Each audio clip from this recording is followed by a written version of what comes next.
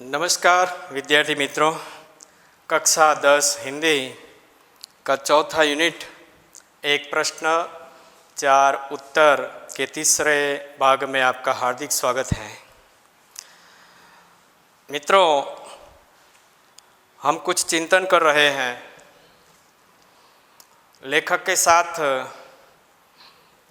हम कुछ जीवन उपयोगी बातें सीख रहे हैं।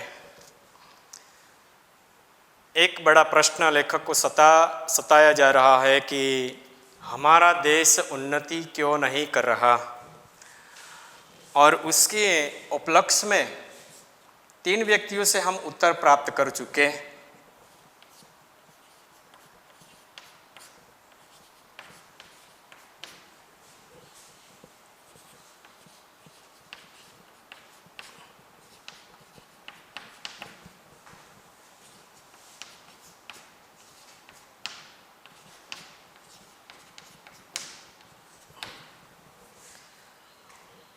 4 व्यक्तियों से उत्तर मांगा है।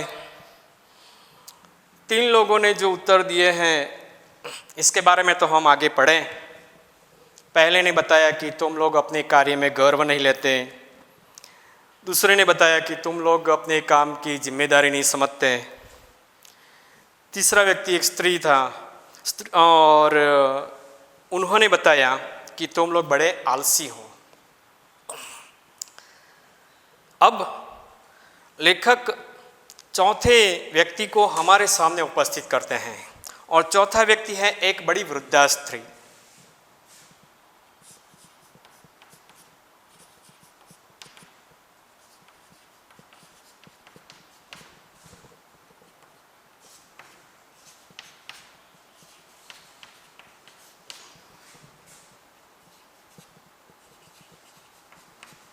वृद्ध स्त्री नहीं, वृद्धा स्त्री। वृद्ध का लिंग परिवर्तन है, स्त्रीलिंग रूप होता है वृद्धा। और उनका उत्तर क्या है, आज हम यह सीखेंगे। पाठ्य पुस्तक में आप सब ध्यान देंगे। चौथा व्यक्ति एक बड़ी वृद्धा स्त्री थी, वे संसार में प्रसिद्ध थी, ख्यातनाम। मेरे कुल से उनका बड़ा प्रेम था। कुल से यानी परिवार से। कुल का अर्थ मैंने बताया था। कुल एक अर्थ होता है परिवार, वंश। कुल यानी वंश या परिवार, और कुल का अर्थ होता है किनारा। फिर से हम ध्यान दें, मात्रा फर्क के कारण अर्थ बदल जाता है।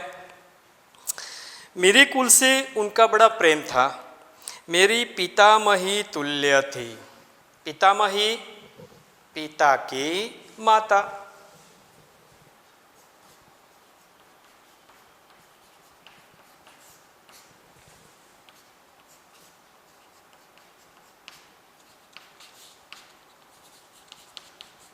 यानी दादी माँ।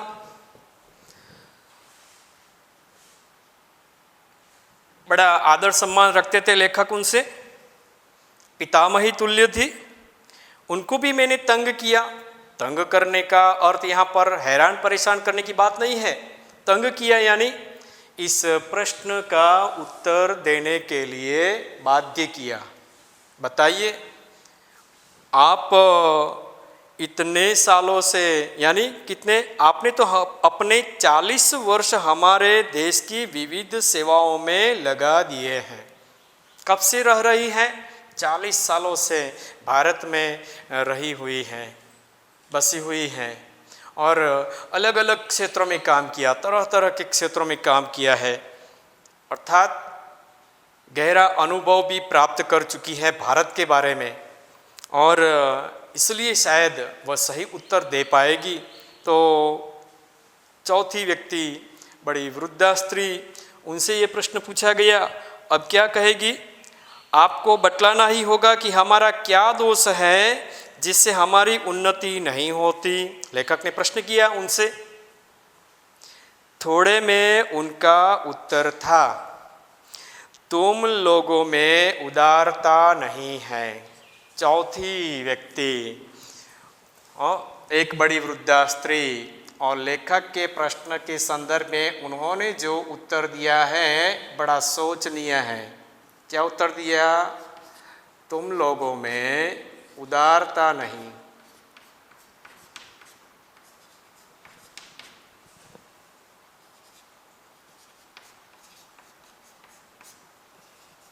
मित्रों, उदारता किस बात की, यह हमें समझना है।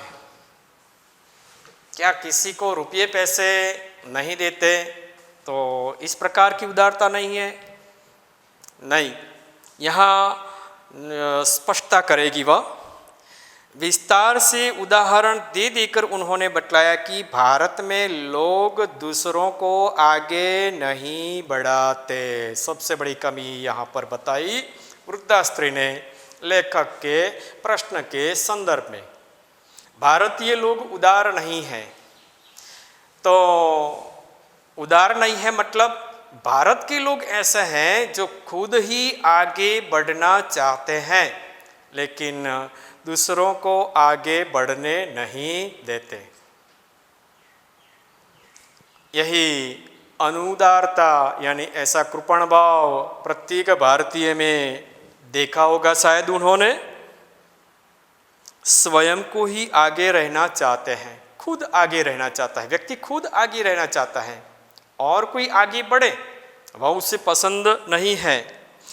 गुणी नवयुवकों को अपनी योग्यता दिखलाने का मौका नहीं देते। देखें, गुणी यानी योग्य नवयुवक। नवयुवक हमारे देश का जो संसाधन है, मानव संसाधन, और उसमें ऐसे नवयुवक हैं जो देश के लिए कुछ काम कर सकते हैं। गुणी का अर्थ योग्य। ऐसे योग्य नवयुवक हमारे भारत में है, लेकिन ऐसे नवयुवकों को कोई नई बात सिखाई नहीं जाती। जो सीनियर लोग हैं, पुरोगामी लोग हैं, अपने पास जो कला पड़ी हुई है, अपने पास कार्य करने की जो प्रणाली है, उस प्रणाली को वे उनके आगे प्रस्तुत नहीं करते। इस प्रणाली से उन्हें अवगत नहीं कराते। काम करने का जो ढंग है वह सिखाते नहीं। खुद जानते हैं लेकिन दूसरों को नहीं सिखाते। आने वाली पीढ़ी को हम कुछ सिखा नहीं पा रहे हैं कि कार्य किस प्रकार किया जाए, काम किस प्रकार किया जाए।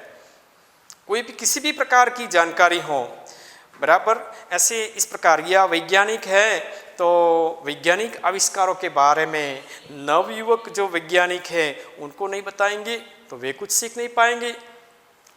और इस प्रकार हमारे देश में ये जो वनस्पति शास्त्र है, आयुर्वेद शास्त्र है, वह धीरे धीरे लुप्त होता जा रहा है, क्योंकि जानकार लोग हैं वे तो जानकारी अपने पास रखकर मर गए। किसी को सिखाया नहीं, किसी को बतलाया नहीं, ज्ञान को लेकर मरे, ज्ञान किसी के सामने रखा नहीं, और इसलिए आने वाली पीढ़ी इस ज्ञान से वंचित रही। यही कारण है कि जो गुणी युवक है, योग्य युवक है, ये कुछ सीख नहीं पा रहे हैं। गुणी नवयुवकों को अपनी योग्यता दिखलाने का मौका नहीं देते, अवसर नहीं देते। उनके मरने के बाद उनका काम ही खराब हो जाता है। मतलब कि वे अपनी कला को, अपने पास जो जानकारी है, काम करने का जो ढंग है, कार्यप्रणाली है, किसी को सिखाया नहीं, खुद जानते हैं, खुद मर गए, उसके साथ सब कुछ चला गया।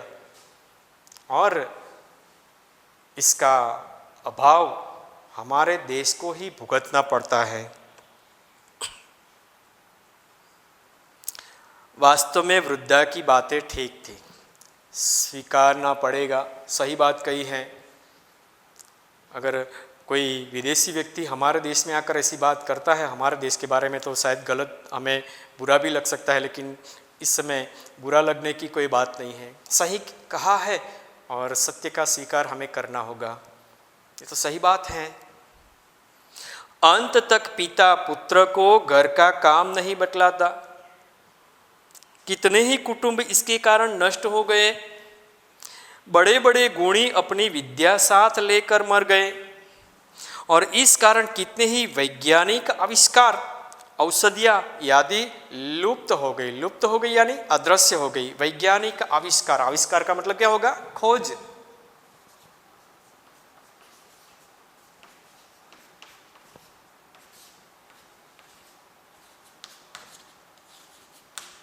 ज्ञान किसी को परोसा नहीं। अरे भाई हमारे पास कोई ज्ञान है तो हमें इसे बांटना चाहिए ताकि पिछली पीढ़ी उससे ज्ञात हो सके और उस ज्ञान का उपयोग अपने कर्म क्षेत्र में कर सके और उसका लाभ समाज को होगा, राष्ट्र को होगा। यही उदारता हम भारतीय लोगों में नहीं है। हमें उदार बनना होगा। हमारे पास जो कला कौशल पड़ा है, जो ज्ञान का भंडार पड़ा है, हमें दूसरों को सिखाना है। कितने ही कुटुंब इसके कारण नष्ट हो गए। बड़े बड़े गुणी अपनी विद्या साथ लेकर मर गए और इस कारण कितने ही वैज्ञानिक आविष्कार, औषधियाँ आदि लुप्त हो गई। पेशों में इतनी प्रतिद्वंद्विता हो गई या मुकाबला करने की भावना। प्रतिद्वंद्विता का मतलब क्या होता है?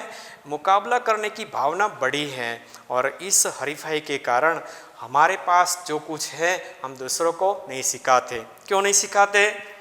क्योंकि हमें लगता है कि वह हमसे आगे निकल जाएगा। अरे भाई वह आगे बढ़ता है, हमने सिखाया, वह आगे बढ़ता है तो इसका लाभ हमारे राष्ट्र को है। हमें इस उदारता से सोचना है। पैसों में इतनी प्रतिद्वंदिता हो गई है कि बड़ा छोटे को काम नहीं सिखलाता। हर जगह, या कुटुंब में हो, परिवार में हो, समाज में हो, या कोई सरकारी दफ्तर में हो, या कोई इंडस्ट्री में, फैक्ट्री में काम करने वाला मनुष्य हो, या कोई ऑफिस में काम करने वाला व्यक्ति हो। जो सीनियर व्यक्ति है वह छोटे को काम रुचिपूर्वक नहीं सिखाता। उसको डर लगता है कि वह कुछ सीख जाएगा तो मुझसे आगे निकल जाएगा। और यही अनुदारता, यही कृपण भाव हमारे लिए नुकसानकारक है। राष्ट्र का नुकसान इसी के कारण हुआ है। हमारा राष्ट्र इसलिए उन्नति नहीं कर पा रहा है। सार्वजनिक जीवन में तो इतनी बीभत्स दिख पड़ती है कि चित्त व्याकुल हो जाता है। या व्यापक रूप की बात की है, घर से निकलकर हम सार्वजनिक क्षेत्र में आते हैं तो यहाँ पर ऐसी कृपण भावना मिलती है। उदार शब्द का ऑपोजिट शब्द है उदार, उसका विरुद्धार्थी होता है कृपण। तो हम घर से बाहर निकलते हैं, सार्वजनिक क्षेत्र की ओर जाते हैं तो ऐसी कृपण भावना ज़्यादा देखने को मिलती है। किसी भी क्षेत्र में हर सीनियर लोग अपने जूनियर को कुछ सिखाने से बचते हैं, ज्ञान देने से बचते हैं, क्योंकि एक डर उनके मन में जो बैठा हुआ है वह हमसे आगे निकल जाएगा, वह हमसे आगे निकल जाएगा। और इसी कारण हमारे देश के नवयुवक कुछ सीख नहीं पाते हैं, नई बात सीख नहीं पाते हैं। योग्यता है उसमें, लेकिन काम करने का ढंग अगर सिखाया न जाए तो ये उनकी जो योग्यता है वह भी कुछ काम की नहीं रहती। तो हमें उदार बनना है। कितना काम बिगड़ता है इसकी तरफ ध्यान नहीं दिया जाता। काम कैसे बिगड़ता है? जो जानकार लोग हैं उन्होंने दूसरों को सिखाया नहीं है और ये लोग काम करने के लिए तत्पर हैं, लेकिन काम करने का ढंग मालूम नहीं है, इसलिए काम बिगड़ता है। नुकसान किसका? समाज का, राष्ट्र का। तो बड़ी बात सिखाई चौथा व्यक्ति अर्थात एक बड़ी वृद्धा स्त्री, उन्होंने कहा है कि तुम लोगों में उदारता नहीं है, अर्थात हमें क्या करना है? हमें उदार बनना है। हर क्षेत्र में हम उदार बने, अपने पास जो कुछ पड़ा है वह दूसरों को सिखाए। ज्ञान अगर बढ़ते चलता है तो अच्छी बात होती है। दिए से दिया जलता है, दीपक से दीपक जलता है, और ये इस प्रकार ज्ञान का फैलावा जितना होगा अच्छी बात होगी हमारे राष्ट्र के लिए। तो विद्यार्थी मित्रों, 4 बातों से हम ज्ञात हुए, 4 कमियां हमें यहाँ पर बताई गई और चारों कमियों से हमें भी सीखना है कि हमारे राष्ट्र के लिए हमें क्या करना है। अब लेखक ने कुछ सारांश निकाला है, इसे हम पढ़ें। सारांश यह है कि ठीक समय से उपयुक्त काम न उठाकर और अपने काम में गर्व न रखकर उसके करने में दूसरों के प्रति अपनी जिम्मेदारी को न अनुभव कर अपने काम की एक एक तफसील को समझकर, तफसील यानी उपयोगिता को समझकर उसमें दत्तचित्त होकर परिश्रम के साथ उसे स्वयं न कर और उदारता के साथ उसे दूसरों को न सिखाकर हम अपना नाश कर रहे हैं। निर्देश किया आने वाले भविष्य में क्या खतरा हो सकता है, इसकी ओर लेखक ने इंगित किया है, इशारा किया है। मतलब लेखक आग्रह रखते हैं कि अपने काम के प्रति हम गर्व रखें, हम अपने काम की जिम्मेदारी को समझें और हमें जो आलसीपन है उसको दूर करें और साथ साथ हम लोग उदार बने। अगर चारों बातों को स्वीकारा जाए, सब भारतीय इस बात को समझे, इसका अनुसरण करें, तो अवश्य हमारा देश उन्नति कर पाएगा। चारों मित्रों ने एक एक अंश हमारे दोषों का बतलाया, उन सबको मिलाकर मैंने उत्तर पूर्ण कर दिया। लेखक ने बताया चारों को स्वीकृत करना है, हमें स्वीकारना है, ये 4 कमियां है ही अवश्य है और इसे दूर करने का प्रयास हमें करना है। यदि और भी सूत्रवत सत्य कोई जानना चाहे तो मैं कहूँगा कि हम नागरिक कर्तव्यों और अधिकारों को भूल गए हैं। मित्रों, आपके पास किसी भी विषय का पुस्तक हो तो उस पुस्तक के प्रारंभ में हमारे जो कर्तव्य है, मूलभूत फरजो, એવું એક પેજ તમારા પાઠ્યપુસ્તકમાં આપેલું હોય છે। દરેક વિષયની પાઠ્યપુસ્તકના પ્રથમ પેજ આપેલું હોય છે ત્યાં। અને આપણું જે સંવિધાન છે, બંધારણ દ્વારા આપણને આપણી કેટલીક ફરજો છે એ ફરજો પ્રત્યે ભાન કરવામાં આવ્યું છે। મિત્રો, એની સાથે સાથે વ્યક્તિત્વ વિકાસ માટે આપણને મૂળભૂત અધિકારો પણ આપવામાં આવે છે। આપણે अधिकारों માટે जागृत रहिए છીએ, परंतु फरजों प्रत्ये बेदरकार रहिए છીએ। कर्तव्य की भावना को हम समझ नहीं पाए। अधिकार भुगतना जानते हैं, लेकिन जब कर्तव्य की बात आती है तो हम पीछे हट करते हैं। ये हम भारतीयों की कमी है। लेखक ने अपना ये निष्कर्ष निकाला है। बड़े से बड़े नेता के होते हुए भी हम साधारण जन उनसे कोई लाभ नहीं उठा रहे हैं। आज की प्रणाली हमने बिगाड़ कर रखी है। नेताओं से हमें काम करवाना है, देश उपयोगी काम करवाना है, सार्वजनिक काम करवाना है। इसके बजाय, इसके अलावा हम क्या करते हैं, हम व्यक्तिगत कार्य के लिए उनसे मिलते हैं। सार्वजनिक कार्य के लिए कभी हम नेताओं से नहीं मिलते। उनको प्रवचन के लिए वक्त देते हैं, व्याख्यान के लिए वक्त देते हैं और इस प्रकार हम समय को नष्ट करते हैं। हमें ऐसा नहीं करना है। सिर्फ उनसे काम करवाओ, देश उपयोगी कार्य करवाओ, लेकिन ऐसा लाभ उठाना हम जानते नहीं हैं। हम उनकी मूर्ति की स्थापना करते हैं, उनका जय जयकार पुकारते हैं और इसी में अपने धर्म की इतिश्री समझते हैं। ये कार्य पूर्ण हुआ। और ये भारत देश में ही देखा जाता है। भारत में कहीं पर कोई बड़े नेता का आगमन होने वाला है तो आसपास के इलाके के हजारों लोग उनको देखने के लिए चले जाते हैं, उनका व्याख्यान सुनने के लिए चले जाते हैं। लेकिन उनसे काम क्या करवाना है ये बात तो हम भूल जाते हैं। ये तो समय बिगाड़ने की बात हुई। हम उनके कहे अनुसार नहीं चलते। कई ऐसे नेता हुए हैं जो महानुभाव हैं, और उन्होंने हमें कई तरह के रास्ते बताए हैं, किस मार्ग पर हमें चलना है, इस और हमें इशारा किया है। लेकिन हम ऐसे महान नेताओं की बात भी सुनते नहीं हैं, इनके आदर्शों को ग्रहण करते नहीं हैं। ऐसे इतिहास में कई बड़े बड़े महान नेता हुए, हम जानते हैं। हम उनके कहे अनुसार चलते नहीं, आदेशों के अनुरूप अपने जीवन का संगठन नहीं करते। और यही कारण है कि हम वहीं के वहीं हैं, जैसे थे, जहाँ पर थे वहीं के वहीं। न तरक्की कर पाए, हम नहीं आगे बढ़ पाए, हम कदम आगे बढ़ा नहीं पा रहे हैं। इसका कारण है हम आदर्शों का जो मूल आदर्श है, उन मूल आदर्शों को हम भूल गए हैं।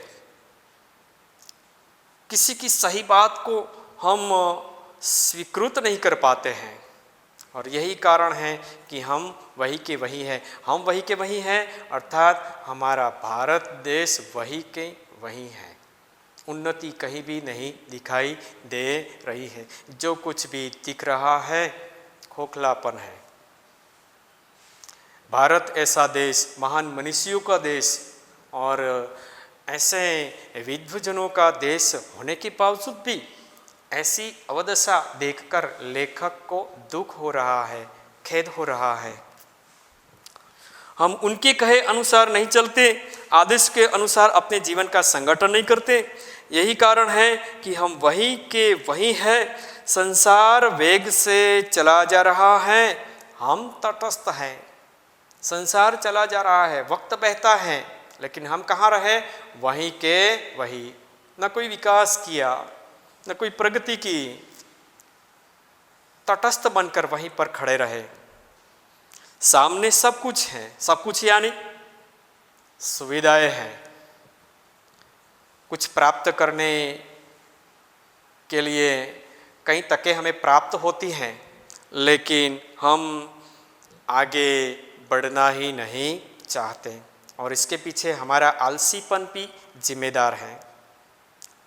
एक उत्तर के रूप में मिला हमें, एक उत्तर मिला, एक स्त्री ने उत्तर दिया कि भारत के लोग बड़े आलसी है। तो ये बात भी हमारे लिए विषय प्रूफ है। दूसरा, हाँ, बस यही चाहते हैं कि कोई आकर हमारा काम करे। दूसरा क्या कर सकता है? गुजराती में कहेवत है कि पार की आशा सदा निराशा। अगर हम अपना काम किसी और के भरोसे छोड़ते हैं, अब हम खुद अपना काम करना नहीं चाहते हैं, तो दूसरा तो हमारा काम भली भांति कर पाएगा? बिल्कुल नहीं। दूसरा क्या कर सकता है? जब हम खुद कुछ करना नहीं चाहते, यदि हम ख्याल रखें कि देशभक्ति केवल व्याख्यान देने में नहीं है। आज बड़े बड़े नेता जो स्टेज दिया जाए, माइक दिया जाए तो बड़े बड़े व्याख्यान देते हैं, लेकिन आगे कहा गया कि कथनी और करनी में अंतर पाया जाता है। इस भेद से हमें दूर रहना है। किंतु ठीक तरह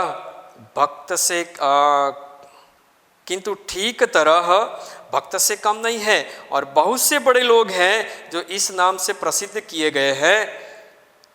उनको भक्त की उपाधि हमने दी है, राष्ट्रनेता की उपाधि हम दे देते हैं। यद्यपि हमारा कार्यक्षेत्र संकुचित ही क्यों न हो, हम केवल धोबी, दर्जी, किसान, मजदूर, दुकानदार, पहरेदार, गांव शिक्षक ही क्यों न हो, तो हमारा देश एकदम जाग उठेगा। आगे बताया था मैंने, कोई काम छोटा नहीं और कोई काम बड़ा नहीं। अपने कार्य के प्रति निष्ठा हमें रखनी है, और कोई भी कार्य हो हमें ठीक से उसे निभाना है। तो इससे क्या होगा? हमारा देश जाग उठेगा और उसके एक एक अंग में जान आ जाएगी। अब सब लोग निष्ठा से कार्य कर रहे हैं। एक व्यक्ति ऐसी है जो निष्ठा से कार्य नहीं करता, तो इसका असर वहाँ पर होगा। कोई रिता न रहे, कोई बाकी न रहे, निष्ठापूर्वक काम सबको करना है। 100% लोग निष्ठापूर्वक काम में जुट जाएंगे तो अवश्य हमारा देश तरक्की कर पाएगा। लेखक का कहने का आशय यही है। सब राष्ट्र के अंग हैं और मान लो हमारा शरीर है और शरीर का कोई अंग बेकार हो जाता है तो इसका असर पूरे शरीर पर पड़ता है। और उसी प्रकार हमारे देश में होने वाले अनेक कार्य, अनेक क्षेत्रों में जो कार्य हो रहे हैं, उसमें एक क्षेत्र में अगर कोई मुसीबत होती है, कोई कमी होती है, काम करने का कोई ढंग ठीक से नहीं होता तो इसका असर और कामों पर भी पड़ेगा। तो समग्र रूप से कहा जाए तो हमें 100% अच्छा काम करना है। मतलब कि प्रत्येक भारतीयों को ये अपना कर्तव्य समझकर आगे बढ़ना है। हमारे व्यक्तिगत जीवन में संगठित होते ही सारा देश और मनुष्य समाज स्वतः संगठित हो जाएगा। स्वतः यानी स्वयं, अपने आप सब लोग काम में जुट जाएंगे, निष्ठापूर्वक काम करेंगे, सब अपने काम के प्रति गर्व रखेंगे, सब उदार बनकर काम करेंगे तो देश जाग जाएगा, देश अवश्य उन्नति की ओर चल जाएगा। और इसलिए आवश्यक है, देश को केवल उपयुक्त नागरिकों की आवश्यकता है। ऐसे नागरिकों की जो उपयुक्त है, उपयोगी है, दक्ष है, कार्यक्षम है, जो कार्य करने की प्रणाली को जानते हैं और निष्ठापूर्वक काम करना जानते हैं। हमारे देश को ऐसे नव युवकों की आवश्यकता है। किसी दूसरे प्रकार के मनुष्य या वस्तु की आवश्यकता नहीं है, नहीं है, नहीं है। हमें निष्ठावान युवक चाहिए। भारत देश को उन्नति की ओर ले जाना है तो देश को कैसे नागरिकों की आवश्यकता है, इसकी ओर लेखक ने इशारा किया है। और ऐसे नागरिक विद्यार्थी मित्रों आप लोग हैं। आप लोगों को यही बात सीखना है। देश की उन्नति उसके गुणी, विवेकी, निष्ठावान, उदार, जिम्मेदार, विवेकशील नागरिकों के ऊपर निर्भर है। तब हम अपना ये कर्तव्य समझे।